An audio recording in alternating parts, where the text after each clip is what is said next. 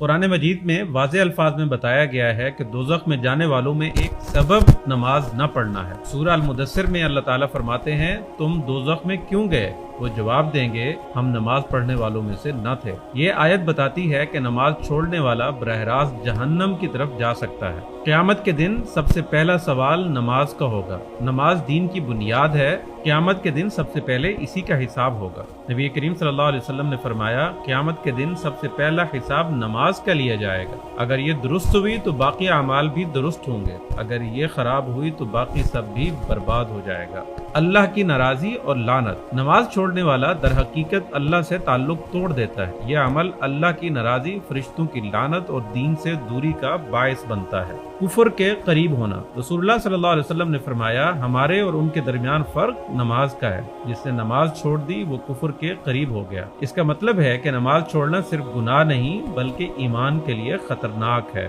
نماز چھوڑنے کے دنیاوی نقصانات۔ دل کی سختی۔ نماز ذکر الہی کا سب سے عظیم ذریعہ ہے۔ جو شخص نماز چھوڑ دیتا ہے اس کا دل سخت ہو جاتا ہے اور پھر گناہوں سے نفرت ختم ہو جاتی ہے۔ زندگی میں بے سکونی اور ذہنی دباؤ۔ نماز انسان کے دل و دماغ کو سکون، قرار اور روحانی طاقت دیتی ہے۔ جب نماز نہ ہو تو انسان کی روح بھوکی رہتی ہے اور نتیجہ ہوتا ہے ذہنی دباؤ، بے مقصدی، غصہ، بے صبری، بے برکتی۔ برکت کا اٹھ جانا۔ جو لوگ نماز نہیں پڑھتے ان کی روزی، وقت، صحت اور تعلقات سے برکت اٹھا لی جاتی ہے۔ ان کی محنت میں مزہ نہیں آتا اور خوشی کے لمحے بھی بے سکون ہو جاتے ہیں۔ نیکیوں سے دوری، گناہوں کی طرف رغبت۔ قرآن کہتا ہے بے شک نماز بے حیائی اور برے کاموں سے روکتی ہے۔ جب نماز چھوٹ جائے تو انسان گناہوں کی دلدل میں دھنسنے لگتا ہے، جیسے جھوٹ، غیبت، فحاشی، بدنظری، بے ادبی، بد زبانی، بد اخلاقی۔ اللہ کی مدد سے محرومی۔ نماز پڑھنے والا اللہ کے قریب ہوتا ہے اور اللہ اس کی مدد کرتا ہے،